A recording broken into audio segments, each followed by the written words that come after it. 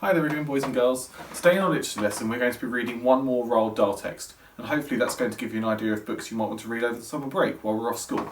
So today we're going to see if we can read and understand a novel text. Now, to be successful in today's lesson, we're going to see if we can use a range of reading strategies to help us read. We're going to see if we can skim and scan keywords in the text, so reading really quickly to try and find keywords to help us answer questions. We're going to see if we can use evidence to support our answer to a question. And we're going to see if we can use simple inference skills, which is something we haven't done very much of. Now, inference is where you don't find something in the text, but you find some evidence that gives you an idea about something. So you're inferring something from the text, not just copying it from there. So we're going to look at a text today called Charlie and the Chocolate Factory, which has also been made into a couple of movies. And in this part of the text that we're going to read, Charlie Bucket, he's a good boy, but he is touring Willy Wonka's chocolate factory with some rather nasty boys and girls. Willy Wonka is just showing the children a brand new invention that could end world hunger. Let's find out what happens. This gum, Mr. Wonka went on, is my latest, my greatest, my most fascinating invention. It's a chewing gum meal. It's that tiny little piece of gum lying there is a whole 3-course dinner all by itself. What sort of nonsense is this? Said one of the fathers. My dear sir, cried Mr. Wonka, when I start selling this gum in the shops, it will change everything. It will be the end of all the kitchens and all cooking. There will be no more shopping to do, no more buying of meat and groceries. There'll be no knives and forks at mealtimes, no plates, no washing up, no rubbish, no mess. Just a little strip of Wonka's magic chewing gum, and that's all you'll ever need for breakfast, lunch and supper. This piece of gum I've just made happens to be tomato soup, roast beef and blueberry pie, but you can have almost anything you want. What do you mean it's tomato soup, roast beef and blueberry pie? Said Violet Beauregard. If you were to start chewing, said Mr. Wonka, then that is exactly what you would get on the menu. It's absolutely amazing. You can actually feel the food going down your throat and into your tummy, and you can taste it perfectly, and it fills you up, it satisfies you. It's terrific. It's utterly impossible, said Veruca Salt. Just so long as it's gum, shouted Violet Beauregard. Just so long as it's a piece of gum and I can chew it, then that's for me. And quickly, she took her own world record piece of chewing gum out of her mouth and stuck it behind her left ear. Come on, Mr. Wonka, she said. Hand over this magic gum of yours and we'll see if this thing works. Now, Violet, said Mrs. Beauregard, her mother, let's not do anything silly, Violet. I want the gum, Violet said obstinately. What's so silly? I'd rather you didn't take it, Mr. Wonka told her gently. You see, I haven't got it quite right yet. There are still one or two things. Oh, to blazes with that, said Violet. And suddenly, before Mr. Wonka could stop her, she shot out her fat hand and grabbed the piece of gum out of the little drawer and popped it into her mouth. At once, her huge, well-trained jaw started chewing away on it like a pair of tongs. Don't, said Mr. Wonka. Fabulous, shouted Violet. It's tomato soup. It's hot and creamy and delicious. I can feel it running down my throat. Stop, said Mr. Wonka. The gum isn't ready yet. It's not right. Of course it's right, said Violet. It's working beautifully. Oh my, what lovely soup this is. Spit it out, said Mr. Wonka. It's changing, shouted Violet, chewing and grinning both at the same time. The second course is coming up. It's roast beef. It's tender and juicy. Oh boy, what a flavour. The baked potato is marvellous too. It's got a crispy skin and it's all filled with butter inside. But how interesting, Violet, said Mrs. Beauregard. You are a clever girl. Keep chewing, baby, said Mr. Beauregard. Keep right on chewing. This is a great day for the Beauregards. Our little girl is going to be the first person in the world to have a chewing gum meal. Everybody was watching Violet Beauregard as she stood there chewing this extraordinary gum.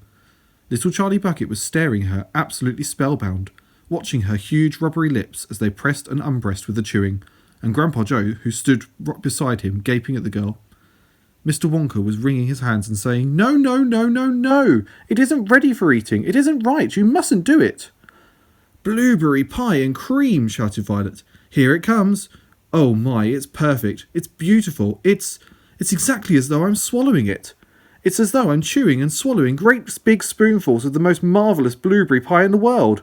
Good heavens, girl, shrieked Mrs. Beauregard suddenly, staring at Violet. What's happening to your nose? Oh, be quiet, Mother, and let me finish, said Violet. It's turning blue, screamed Mrs. Beauregard. Your nose is turning blue as a blueberry. Your mother is right, shouted Mr. Beauregard. Your whole nose has gone purple. do you mean? Said Violet, still chewing away. Your cheeks, screamed Mrs. Beauregard. They're turning blue as well. So is your chin. Your whole face is turning blue. Spit that gum out at once, ordered Mr. Beauregard. Mercy save us, yelled Mrs. Beauregard. This girl's going blue and purple all over. Even your hair is changing colour. Violet, you're turning violet, Violet. What is happening to you? I told you I hadn't got it quite right yet, sighed Mr. Wonka, shaking his head sadly. I'll say you haven't, cried Mrs. Beauregard. Just look at that girl now. Everybody was staring at Violet, and what a terrible, peculiar sight it was. Her face and hands and legs and neck, in fact her skin all over her body, as well as a great big mop of curly hair, had turned brilliant purplish blue, the colour of blueberry juice. It always goes wrong when it comes to the dessert, cried Mr. Wonka. It's the blueberry pie that does it. But I'll get it right one day. You wait and see. Violet, screamed Mrs. Beauregard. You're swelling up. I feel sick, Violet said. You're swelling up, screamed Mrs. Beauregard again. I feel most peculiar, gasped Violet. I'm not surprised, said Mr. Beauregard. Great heavens, girl, screeched Mrs. Beauregard. You're blowing up like a balloon. Like a blueberry, said Mr. Wonka. Call a doctor, shouted Mr. Beauregard. Prick her with a pin, said one of the other fathers. Save her, cried Mrs. Beauregard, wringing her hands. But there was no saving her now. Her body was swelling up and changing shape at such a rate that within a minute it had turned to nothing less than an enormous round blue ball, a gigantic blueberry in fact, and all that remained of Violet Beauregard herself was a tiny pair of legs, a tiny pair of arms sticking out of a great round fruit and little head on top. It always happens like that, sighed Mr. Wonka. I tried it 20 times in the testing room on 20 Oompa Loompas, and every one of them finished up as a blueberry. It's most annoying. I just can't understand it.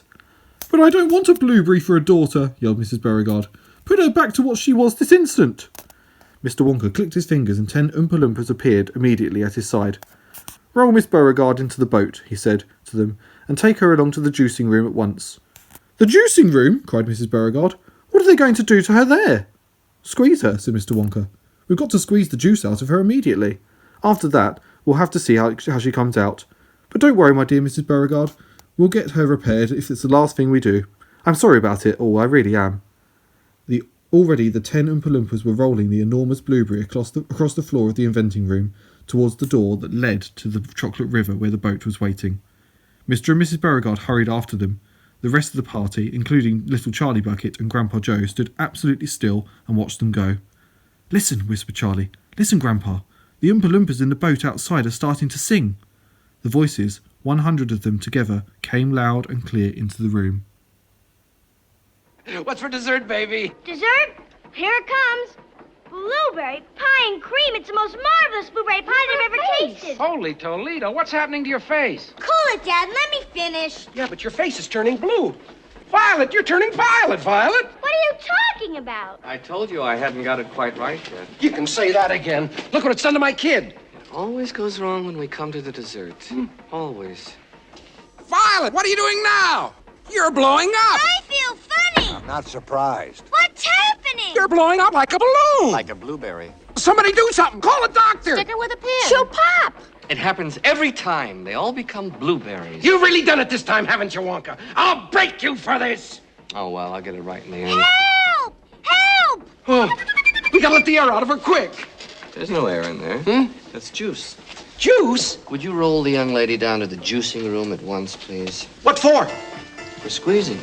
She has to be squeezed immediately before she explodes. Explodes? It's a fairly simple operation. Oompa, loompa, doompa-dee-doo. I've got another puzzle for you. Oompa, loompa, doompa-da-dee. If you are wise, you'll listen to me. Gum chewing's fine when it's once in a while. It stops you from smoking and brightens your smile. But it's repulsive, revolting, and wrong. Chewing and chewing all day long.